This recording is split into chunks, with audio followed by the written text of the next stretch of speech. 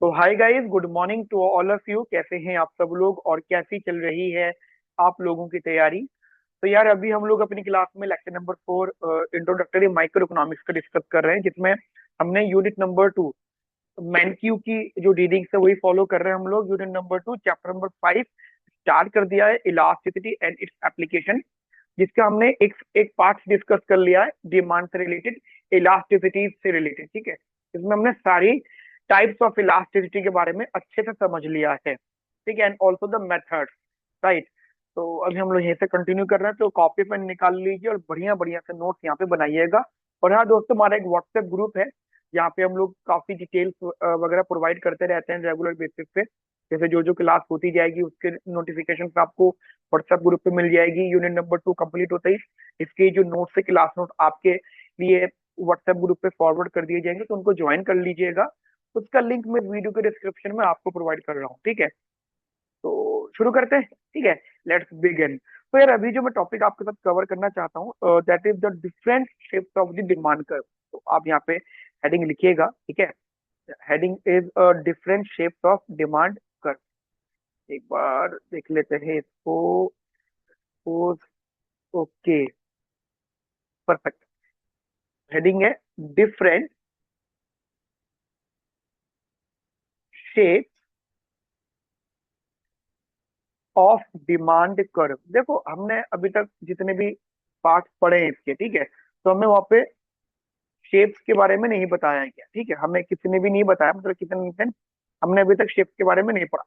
अब इस सेशन में मैं जनरल लेवल पे आपको शेप समझाऊंगा कि किस प्रकार की शेप्स यहाँ पे हो सकती हैं। तो एक आइडिया रखना। देखो, एक जो शेप होती है हमारे पास में जनरल लेवल पे, वो होती है परफेक्टली इलास्टिक।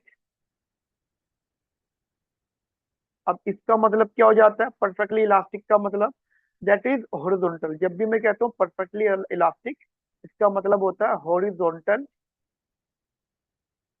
Demand curve. ठीक है, हॉरिजॉन्टल डिमांड कर्व यानी अगर आप देखो तो डायग्रामेटिकली बात जनरली ये होनी चाहिए यहाँ पे। लेट सपोज ये हमारे पास डायग्राम, ठीक है। शेड्यूल बार बार बनाने की जरूरत है नहीं, ठीक है, नो नीड कि आप बार बार शेड्यूल बनाओ। तो यहाँ पे जो डायग्राम बनेगा वो हॉरिजॉन्टल होगा। अब हॉरिजॉन्टल का मतलब क्या हो जाता है, बस तुम इस बात को ही समझना, यही सबसे इंपॉर्टेंट बात है। क्या? देखो, ये होगा कि मतलब you are demanding whatever the quantity. ठीक है, आप कह सकते हो demanding whatever the quantity, demanding whatever the quantity of the commodity at a given price, at a given price. अब ये प्रैक्टिकल लाइफ में हर किसी के साथ तो नहीं होता, ये गवर्नमेंट वाले केस में हो सकता है। ठीक है, या जैसे कोई सेल्स वाला कंसेप्ट है, मान लो किसी ने सेल लगा दी, ठीक है।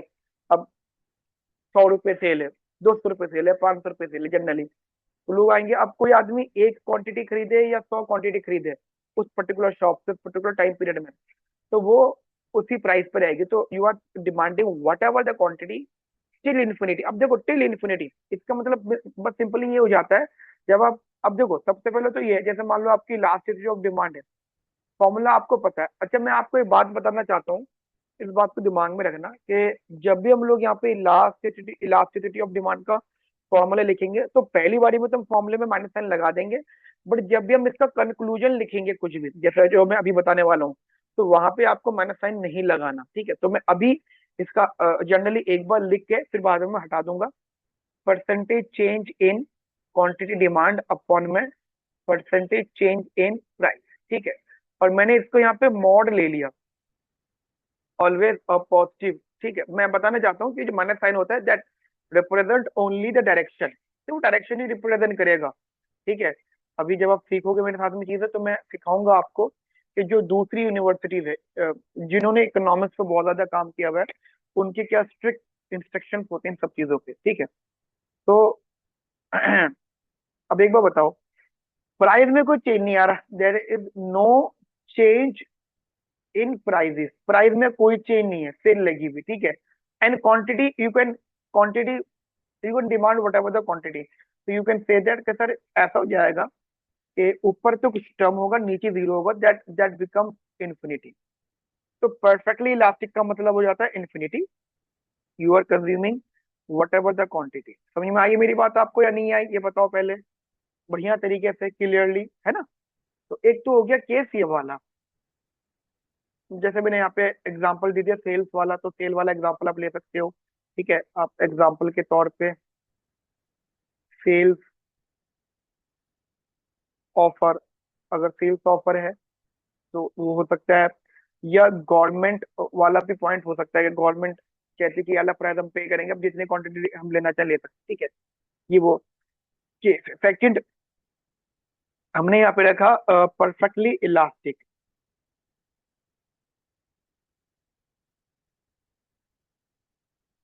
What do mean by perfectly elastic?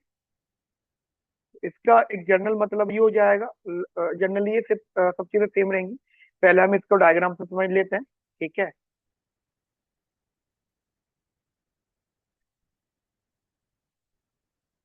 तो डायग्राम से इसका जो डायग्राम बनेगा वो वर्टिकल बनेगा, it is a vertical.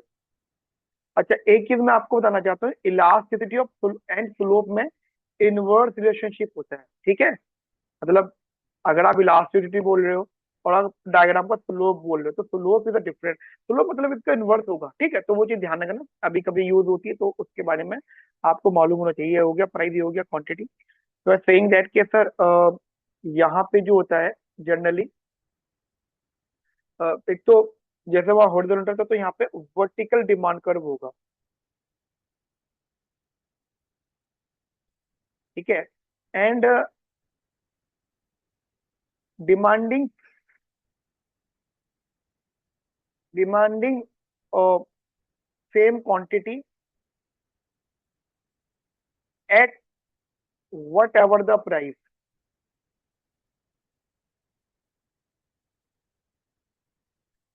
It is somehow, ये कब हो जाता है बेटा, मान लो ब्लैक है, ठीक है, ब्लैक में मान लो मूवी टिकट्स का है।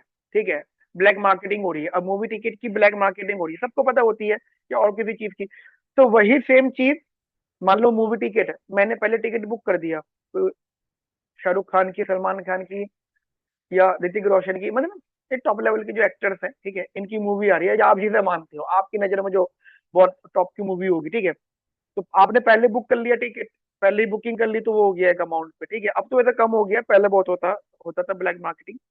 तो जो मतलब जो जो आप आफ्टर सम टाइम बुकिंग करता जाएगा, या जो जो मूवी टिकट की डिमांड करता जाएगा, जैसे जैसे टाइम बीतता जाएगा प्राइस बढ़ता जाएगा, और क्वांटिटी क्या है, सेम क्वांटिटी, वन टिकट। समझ में आ रही है मेरी बात? तो ये होता है, जैसा कंसेप्ट ये होता है, ब्लैक मार्केटिंग वाली जगह पर हो जाता है। ब्लैक मार्केटिंग का तुम कोई सा भी एग्जांपल ले लो, मेडिसिन कह सकते हो, मेडिसिन में बहुत होता है। ठीक है, कोई इमरजेंसी मेडिसिन है तो वहां पे भी दिक्कत होगी, राइट। ये सब चीज आप अपने माइंड में रखना। तो अगर मैं फॉर्मूले की बात करूं, तो percentage change in quantity demand upon percentage change in prices.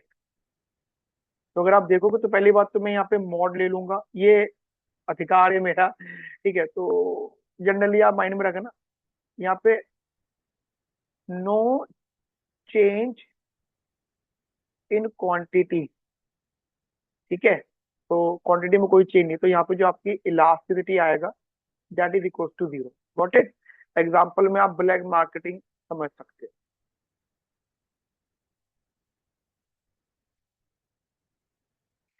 ठीक है, सेम चीज के लिए आप यहाँ पे इस तरीके से बात करते हो। ठीक है, ये हो गया परफेक्टली, परफेक्टली एक का, हाँ। अच्छा अच्छा अच्छा अच्छा, मैं आपको एक चीज क्लियर करना चाहता हूँ बेटा, ये जो वर्टिकल है, that is perfectly in elastic.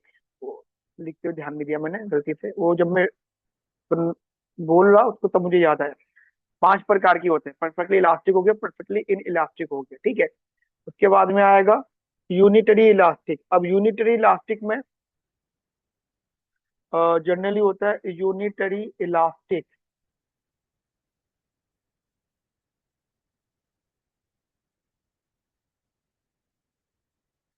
Most of the time हम अगर स्ट्रेट लाइन है तो हम इसे बिल्कुल स्ट्रेट, जब स्ट्रेट लाइन है तो वो हम बिल्कुल कॉर्नर टू कॉर्नर बोलते हैं, लेकिन most of the time we are using the term rectangular hyperbola. मतलब हम ये मान के चलते हैं कि जो यूनिटरी होगा ना वो रेक्टेंगल और हाइपरबोला ही होगा डायग्राम, ये जनरली हमारा अजम्पशन है। ठीक है, तो अगर आप देखो ध्यान से,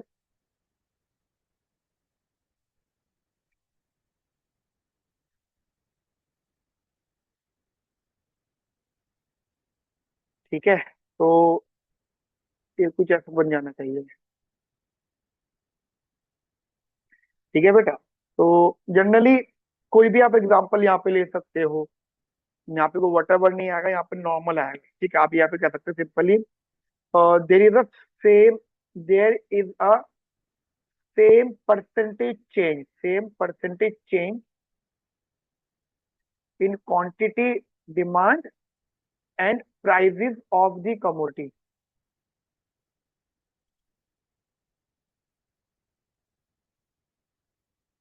ठीक है बेटा,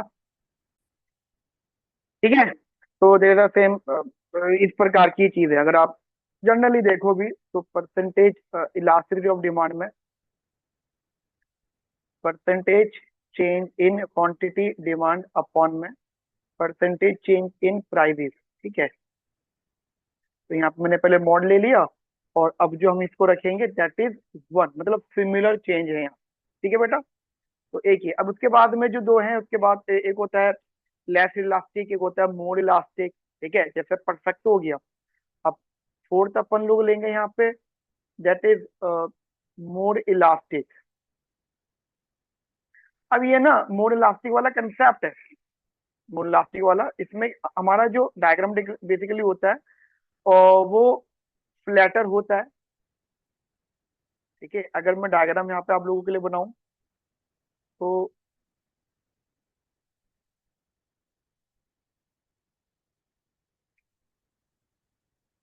ओ,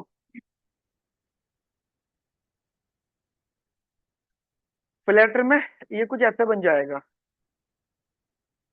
ठीक है, this is price, this is quantity, and इसमें बस अब आपको ये दिमाग में रखना है क्या, देखो फ्लैटर, तो there is there is more there is more change in in quantity demanded than change इन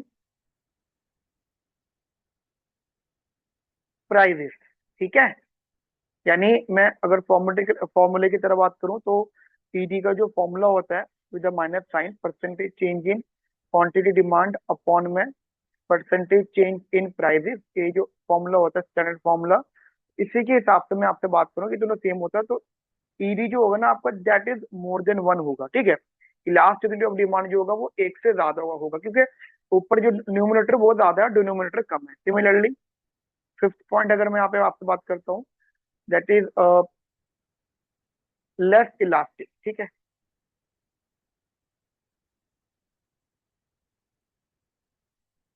हम कभी कभी इसे less than one, more than one के नाम से भी जानते हैं। ठीक है, इससे यहाँ पे होगा स्टीपर। ठीक है, तो जनरली ये हुआ स्टीपर, लेस इलास्टिक मतलब स्टीपर, लेस इलास्टिक है, तो इसका ये हो गया प्राइस, ये हो गया क्वांटिटी, और ये हो गया आपका डिमांड मोर इलास्टिक। अब इसमें क्या होगा, आपके प्राइस में ज्यादा चेंज है, that is there is more change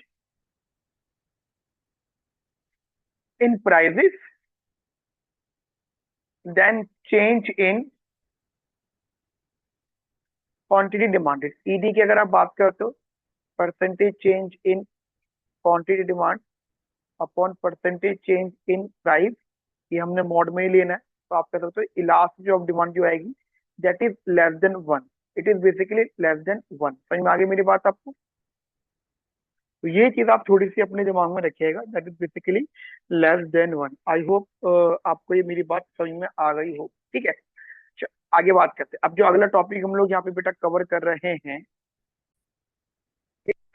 तो अब अगला जो टॉपिक हम लोग यहाँ पे कवर कर रहे हैं, आप हेडिंग लिखिएगा मेरे साथ में। Topic name is factors affecting,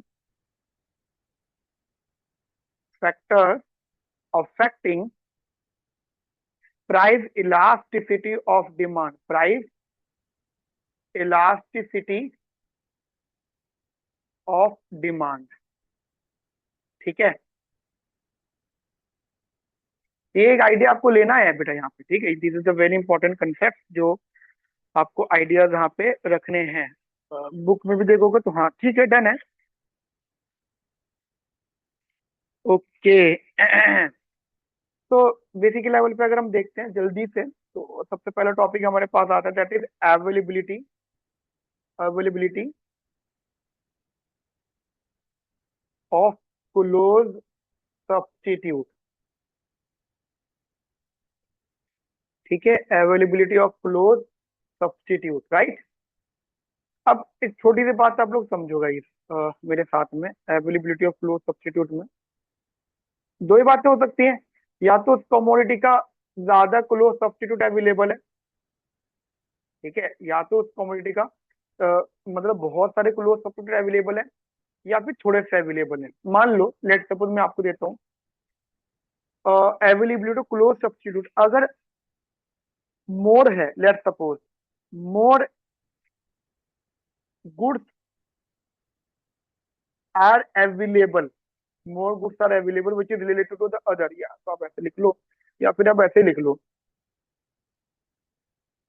if close substitute are more, अगर किसी भी कमोडिटी के क्लोज सब्स्टिट्यूट ज्यादा होंगे, ठीक है, तो जो उसकी इलास्टिसिटी होगी ना ऑफ गुड एक्स, ठीक है, वो बेसिकली हाई होगी, ठीक है। अब उसका हाई होने का मतलब ये होगा कि बढ़ती भी रहेगी, दैट इज मोर इलास्टिक, ठीक है, और मोर देन यूनिटरी इलास्टिक, ठीक है। तो आप ये कह सकते हो इलास्टिसिटी जो होगी वो लाई करेगी between, generally that is elasticity lies between 1 to infinity, got it. और ये ज्यादा ही होगी, जितना ज्यादा क्लोज सब्स्टिट्यूट रहेंगे उतनी ज्यादा होती रहेगी। और अगर if close substitute are less, अगर वो कम है, ठीक है, तो जो उनकी इलास्टिसिटी होगी ना बेटा, दैट इज लो, ठीक है। अब मेरा कहने का मतलब लो का मतलब क्या हो गया, कि वो एज कंपैरेटिवली कम होगी, ठीक है, कंपैरेटिवली कम होगी। अब आई एम नॉट सेइंग, ठीक है, मैं ये नहीं कह रहा हूँ कि वो एक से ज्यादा एक से कम, इस चीज को आप थोड़ा सा अपने दिमाग में रखिएगा, ठीक है, क्योंकि कुछ लोग इस चीज में कंफ्यूज होते हैं कि सर 0 to 1 में लाई कर रही है, 1 to infinity में लाई कर रही है, ठीक है। बस उस बात को आप अपने दिमाग में रखना, अगर 1 to infinity में लाई कर रही है तो वो आपकी मोर इलास्टिक बोली जाती है, और 0 to 1 में लाई कर रही है तो वो आपकी लेस इलास्टिक बोली जाती है। तो यहाँ पे देयर इज अ पॉसिबिलिटी कि वो 0 to 1 में हो। तो ये मैं मेरी बात, नेगेटिव वाली बात हम लोग यहाँ पे नहीं रखेंगे। सिमिलरली सेकंड हम यहाँ पे टर्म रखते हैं इधर, तो that is nature of the good. देखो शॉर्ट में समझ लो आप, ठीक है, नेचर ऑफ गुड। अब दो ही प्रकार के नेचर हो सकते हैं बेटा, क्या क्या हो सकते हैं, या तो कमोडिटी आपका नेसेसिटी हो सकता है, अगर वो नेसेसरी कमोडिटी है तो आपकी जो डिमांड होगी, demand is generally relatively in elastic. कैसी होगी बेटा वो, रिलेटिवली इन इलास्टिक, कब, जब आपका नेसेसरी गुड होगा। और जब आपका मान लो लग्जरी कमोडिटी हुई,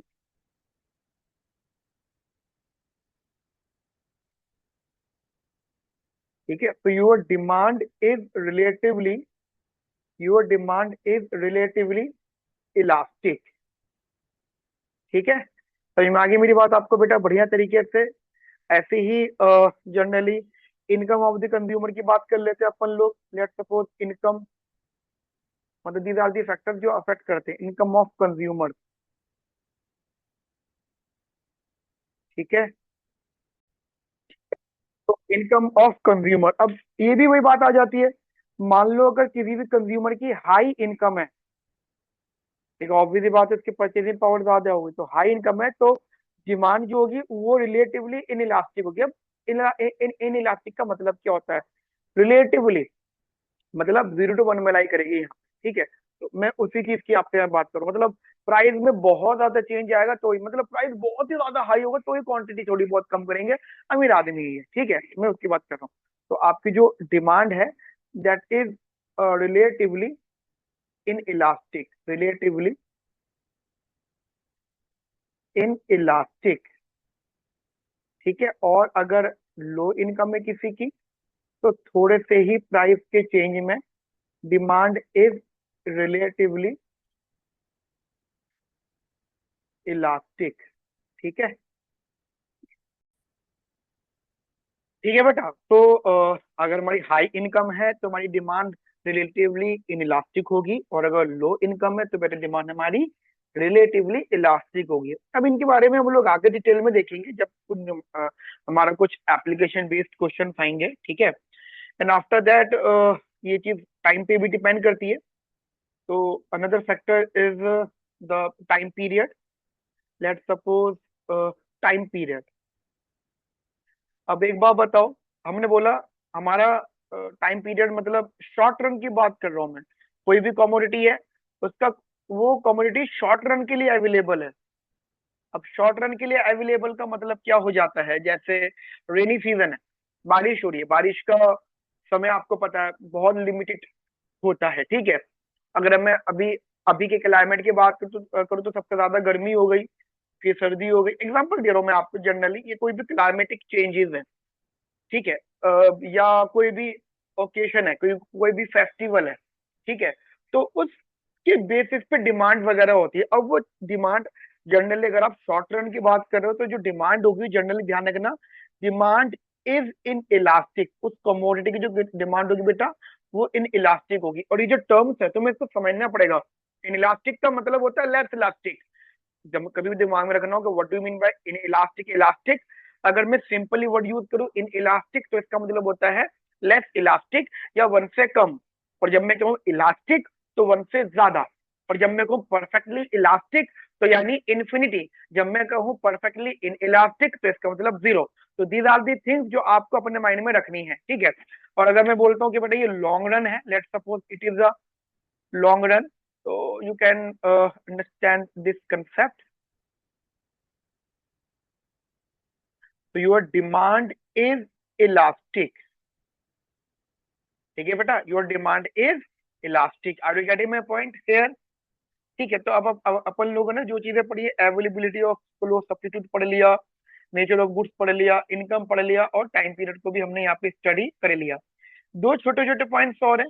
लेट सपोज एक आ जाता है शेयर इन टोटल एक्सपेंडिचर, ठीक है। एक छोटा सा पॉइंट और मान लो आप लोग यहाँ पे मेरे साथ में, share in total expenditure, total expenditure, ठीक है बेटा, share in total expenditure, right. तो ये भी आप एक अंडरस्टैंडिंग बिठा सकते हो। इफ स्मॉल, अभी एक छोटा सा पॉइंट है, आप लिख लेना मेरे साथ में। If small part,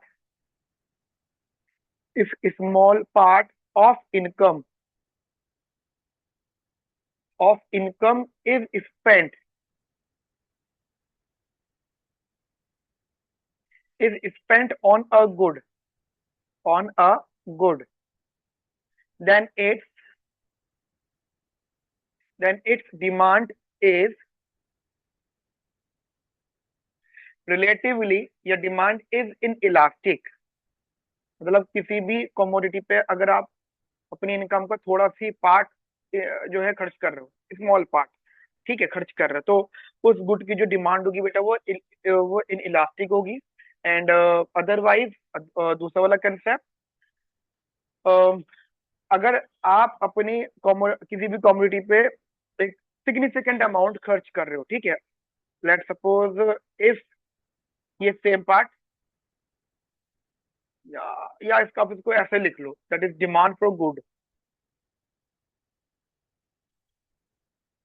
that is demand, ये लिखने का तरीका है बस, ठीक है। Demand for good, demand for good where a significant, where a significant, where a significant part of income, significant part of income is spent, तो the demand is elastic. Got it. एक ये चीज आप लोग अपने माइंड में रखना। तो ये एक छोटा सा पार्ट है जो मैंने अभी भी आपके साथ में यहाँ पे डिस्कस किया। ठीक है। अब इसके बाद में जो मैं टॉपिक यहाँ पे कवर करूँ, देखो ये तो एक अंडरस्टैंडिंग वाली बात है। इसको अगर अगर आप समझ लेते हो तो शायद देयर इज अ पॉसिबिलिटी कि पेपर में ये चीज पूछ ली जाए। ठीक है। अब जो मैं नेक्स्ट हेडिंग आपके साथ डिस्कस करूंगा, एक बार ध्यान रखना, एप्लीकेशन समझने के लिए तुम्हें इन सब चीजों को समझना पड़ेगा। तो right the heading here guys, income elasticity. Right the heading, income elasticity. अब इनकम इलास्टिसिटी क्या होता है, बताओ बेटा। What do you mean by income elasticity? It is nothing but a change in the demand with due respect to change in the income of the consumer. Let suppose किसी भी consumer की income है, वो change हो रही है, तो उसकी इनकम की वजह से उसके कमोडिटी में क्या बदलाव आ रहा है। अब मुकेश अंबानी है, वो ऑब्वियसली बात है, आपको पता है कि वो जब कोई चीज खरीद रहा है तो वो कौन सी चीज है, मान लो उसने थोड़े ज्यादा पैसे कमा लिए, तो अब वो ऑब्वियसली बात है किसी चीज की डिमांड कर रहा है बिकॉज उसके बाद ज्यादा पैसे। लेट सपोज वो कह रहा है कि मैं एक एंटीला जैसा एक और घर बनाऊंगा। ठीक है, एंटीला जो है बुर्ज खलीफा से महंगा है, ठीक है, उससे ज्यादा एक्सपेंसिव है। वो कहता है मैं एक और बनाऊंगा, तो भाई उसके पास पैसे हैं, उसकी इनकम है, ठीक है, वो मैं बनाऊंगा। तो उन्हीं सब चीजों पे यहाँ पे चीजें बेटा डिपेंड करेंगी। ठीक है, इनकम इलास्टिसिटी बहुत ज्यादा इंपॉर्टेंट है concept. somehow this is the relationship between, आप यहाँ पे लिख सकते हो, it is a relationship or represent the degree of responsiveness। ठीक है, लेकिन मेरे साथ में it represents the degree of responsiveness, responsiveness of degree of responsiveness of change in consumers demand, quantity demand लिख लो ज्यादा बेटर है, quantity demand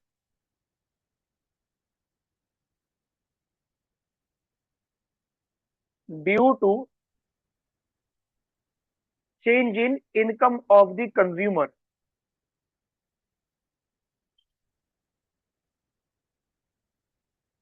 ठीक है, तो ये जनरली इस प्रकार का ये रहता है। अब इसमें भी ना हम लोग दो बातें करेंगे। एक हमारे पास यहाँ पे फॉर्मूला आ जाता है पॉइंट मेथड। देखो जो हम वहाँ पे फॉर्मूला यूज करते हैं ना जनरली, लेट सपोज आप मान लो आप कहते हो सर फॉर्मूला, तो हमारे पास यहाँ पे एक पॉइंट मेथड होता है। अब पॉइंट मेथड क्या बताता है यहाँ पे, this is the same method. अगर आप इसको समझो तो दिस इज, मान लो ये इलास्टिसिटी है, हम इसको ई आई लिखेंगे, so that is dq, or you can say that change in quantity with respect to change in income into income upon में quantity, where I denoted as income। ठीक है, I को आप इनकम की तरह मतलब मान के चलो, और Q is the quantity, here Q is the quantity। Got it. तो एक ये चीज आप दिमाग में रखना। और देखो वो बात हम लोग आगे चल के पढ़ेंगे, एक मैं जब ये लास्टिसिटी वाला हो जाएगा तो हम एप्लीकेशन बेस्ड बातें पढ़ेंगे। ठीक है, आपको ये बात पता लग गया कि ये पॉजिटिव होगी और ये नेगेटिव होगी। वो डिपेंड करता है कि गुड्स का नेचर क्या है, क्या वो नॉर्मल कमोडिटी है, क्या वो इंफीरियर है, या वो गिफिन है, वो किस प्रकार की कमोडिटी है, वो इन सब चीजों पे डिपेंड करती है बात। ठीक है। एंड आफ्टर दैट दूसरा पॉइंट है, दैट इज हमारे पास में mid point method.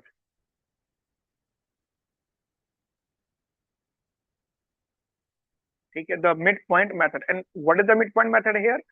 Mid point method का फॉर्मूला आपको पता है क्या था, मैंने आपको बताया था, same pattern mid point method का, that is change in del Q, मतलब del Q by del income into I one plus का आई टू अपॉन में क्यू वन प्लस का क्यू टू। समझ में आई मेरी बात आपको? अब जनरली आप समझो तो कुछ ऐसी चीजें आ जाएंगी जैसे कि अगर ये पॉजिटिव है या ये नेगेटिव है तो ये किस प्रकार की बातें करते हैं। ऑल्सो हमने ये बात पहले ओन प्राइस इलास्टिसिटी में ये बात डिस्कस नहीं करी है। ठीक है, लेकिन मैं इसके बारे में भी आपसे डिस्कस करूंगा, डोंट वेरी अबाउट दैट। ये भी कैसे कैसे गुड्स होते हैं। जैसे मान लो एग्जांपल मैं देता हूँ कि इनकम इलास्टिसिटी आपकी पॉजिटिव है, लेट सपोज, एक छोटा सा नोट बनाओ मेरे साथ यहाँ पे। मान लो इनकम इलास्टिसिटी आपकी पॉजिटिव है, यदि वो पॉजिटिव है तो ध्यान रखना आपकी जो कमोडिटी है वो उससे हम नॉर्मल गुड का नाम देंगे, that is known as normal good. ठीक है। और अगर वो इनकम इलास्टिसिटी नेगेटिव है तो हम उसे इंफीरियर गुड बोलेंगे। ठीक है बेटा, समझ में आ गई मेरी बात आप लोगों को ये चीज। अब अगर मान लो इनकम इलास्टिसिटी जो है दैट इज पॉजिटिव, मतलब बिलोंग कर रही है वो पॉजिटिव में, but it is lies between 0 to 1, मतलब इनकम इलास्टिसिटी डेसिमल में 0 to 1 में है। ठीक है, तो ध्यान रखना। तो this is the necessary commodity. ठीक है, और अगर आप कहते हो नहीं जी सर इनकम इलास्टिसिटी पॉजिटिव भी है but lies between 1 to infinity, so you can say that commodity are luxury goods. Are you getting my point here guys, what I am saying? ठीक है, तो ये कि हमारा इनकम इलास्टिसिटी वाला topic हो गया। एंड आफ्टर दैट इसी में एक पॉइंट और आ जाता है हमारे पास में, that is cross price elasticity. ठीक है, तो वो भी आप लोग मेरे साथ में देख लो, हेडिंग लिख लेना मेरे साथ में आप लोग यहाँ पे, दैट इज क्रॉस, इसको अगले पेज पे देख लेते हैं। ठीक है, cross price elasticity.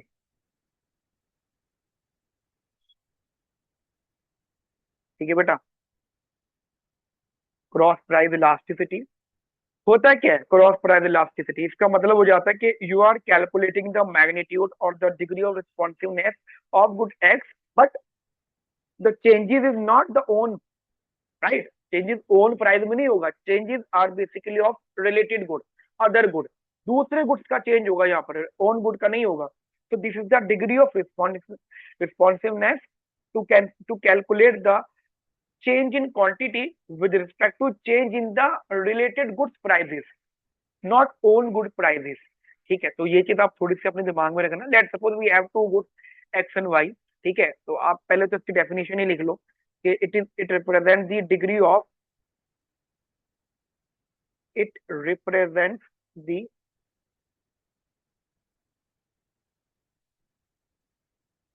Degree of degree of responsiveness, responsiveness of quantity demanded due to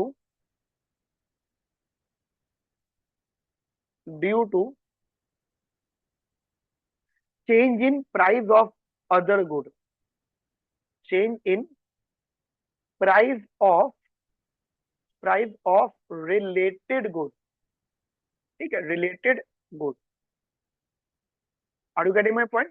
change in price of the related good, not the own good. बस इसी बात को आप दिमाग में यहाँ पे रखना। अब वही दोनों बातें, दो फॉर्मूलाज होंगे यहाँ पे, एक पॉइंट मेथड होगा, लेट सपोज एक हो गया आपके यहाँ पे पॉइंट मेथड।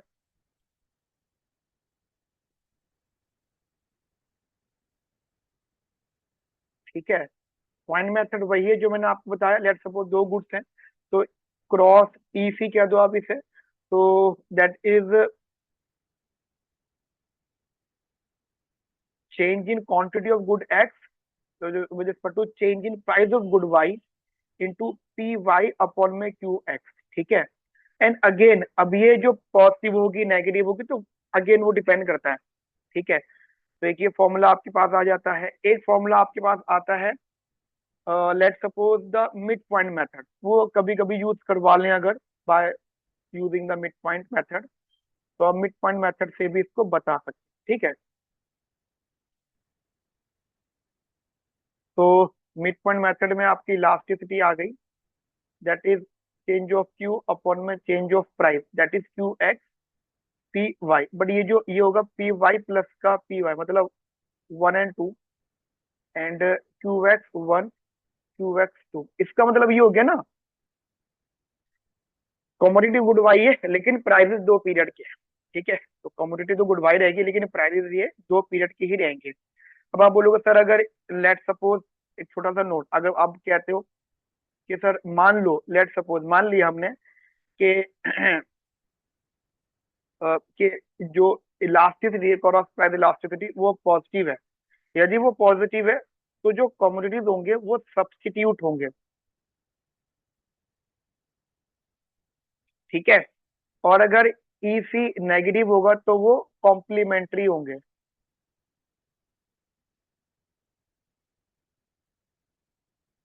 राइट। तो ये चीज आप थोड़ा सा अपने माइंड में रखना कि वो कब वो पॉजिटिव होंगे और कब वो नेगेटिव होंगे। ठीक है। ठीक है। अब जैसे हमने यहाँ पे डिमांड वाली इलास्टिसिटी की बात समझी है, तो एक तो आप दिमाग में ये बात रखना कि सबसे ज्यादा डिमांड वाला इंपॉर्टेंट है, सबसे ज्यादा, क्योंकि मोस्ट ऑफ द टाइम हम लोग जो बात करेंगे वो डिमांड साइड ही करेंगे in the application also. But हमारा एक और होता है, that is the elasticity of supply. हम उनके बारे में भी एक बार डिस्कस कर लेते हैं। ठीक है, वो भी इंपॉर्टेंट है, वो भी डिस्कस करना। तो आप एक बार अगले पेज पर एक हेडिंग लिख लेना मेरे साथ में। तो the heading is elasticity of supply. ठीक है, तो हेडिंग क्या है? द इलास्टिसिटी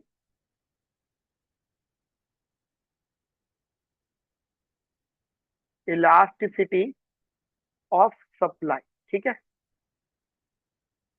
तो आप थोड़ा सा दिमाग में रखना चीजों को,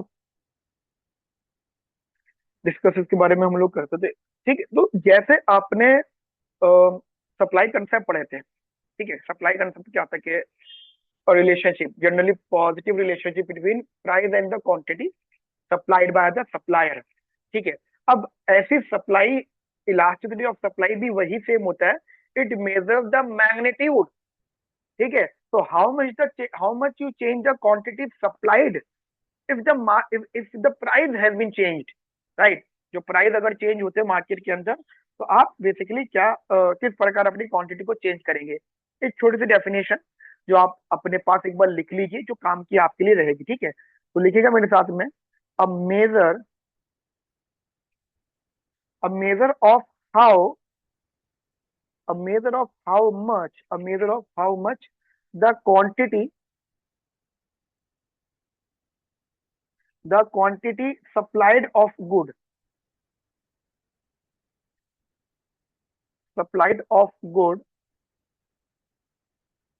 responds responds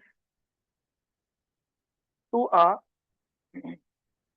change in the price, to a change in the price change in the price of that good, of that good।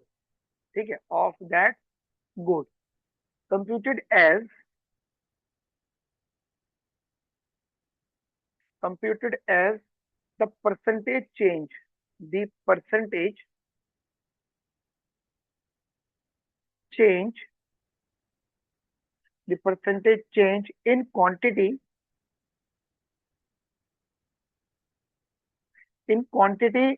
supplied divided by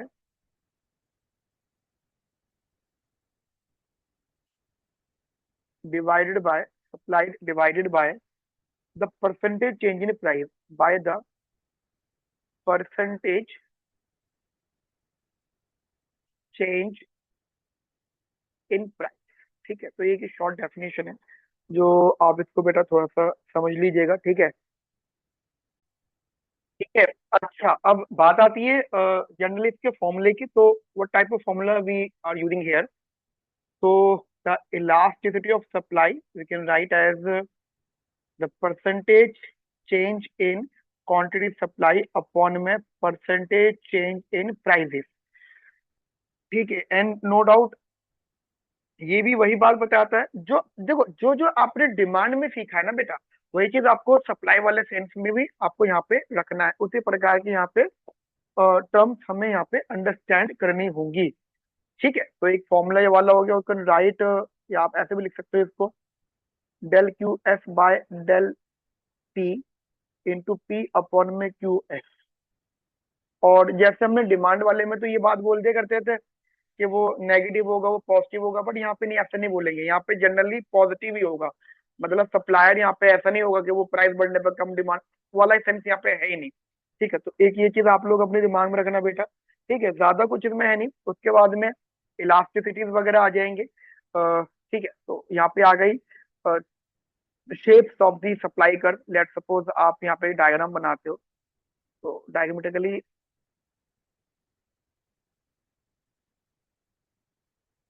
ये हो गया आपका सप्लाई कर्व। ठीक है, this is price, this is quantity, supply. ठीक है बेटा, तो ये सप्लाई कर्व जनरली हम लोग जो बात कर रहे थे। अभी जो टाइप्स होते हैं, टाइप्स ऑफ इलास्टिसिटीज ऑफ सप्लाई, वो जैसे कि पहले हमने बात की थी वो भी उसी प्रकार होता है। ठीक है, तो एक अंडरस्टैंडिंग रखना, जैसे आपका एक होता है इधर परफेक्टली इलास्टिक। ठीक है, परफेक्टली इलास्टिक,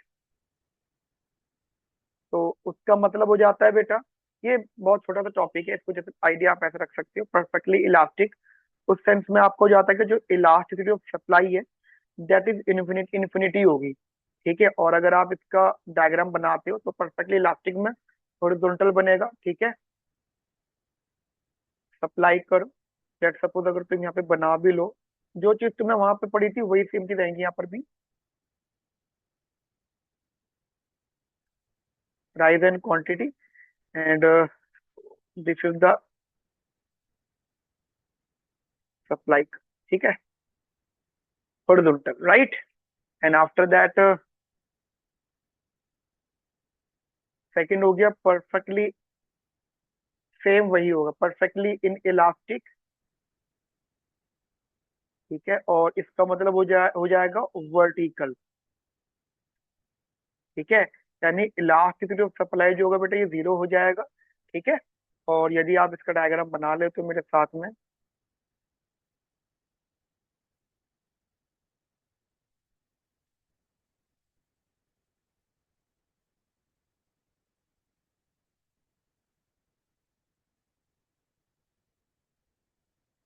ठीक है।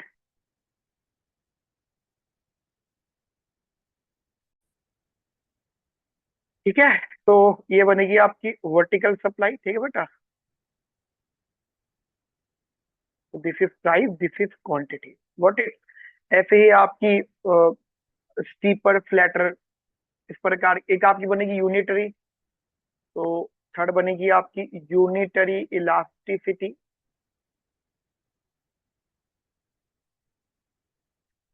इसका मतलब जनरली क्या होगा, ये अपवर्ड स्लोपिंग होगा।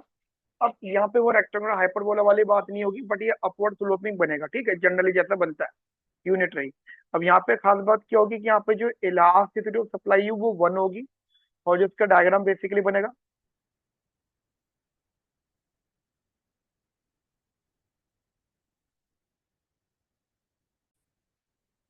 ठीक है, तो ये बेसिकली अपवर्ड स्लोपिंग जैसे होता है, ये बिल्कुल यूनिटरी टाइप रहेगा फ्रॉम द ओरिजिन। ये बात ध्यान रखना, it is basically from the origin, ये आपका ओरिजिन से ही बनेगा। उसके बाद हमारा फोर्थ होगा, दैट इज इलास्टिक। आप उसे इलास्टिक कह सकते हो। इलास्टिक का मतलब हो जाता है फ्लैटर। अब यहाँ पे जो इलास्टिसिटी होगी ना ऑफ सप्लाई, नो डाउट, जो सप्लाई की इलास्टिसिटी होगी that is more than one, वो मोर देन वन होगी। ठीक है, वो मोर देन वन होगी। मोर देन वन होने का मतलब कि वो थोड़ी सी फ्लैटर नुमा बनेगी, राइट। ऐसे ही आपका एक आएगा elasticity of supply in elastic, वो आपकी थोड़ी स्टीपर बनेगी।